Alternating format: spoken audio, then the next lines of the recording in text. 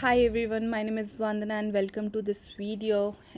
In this video, we are going to resolve the problem of unsharpness, or you can say blurriness of an element when you import it to After Effects. So let me give you the example. Here I have imported one of the my illustration file to animate it, but here if you can see it's looking blurry and not crisp, but when it was in the illustrator it was like very good. So let me just show you how to resolve it.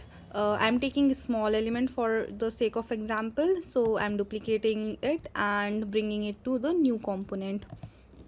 So here it is. Let me just scale it, and let me just create one more copy of it so I can show you the side by side comparison.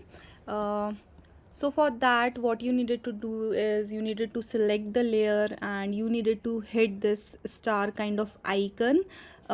If you don't find it here, you just needed to right click and go to the columns and you will find switches. Okay, you needed to click it. So how that's how you find it, and simply hit to that switch and here you go.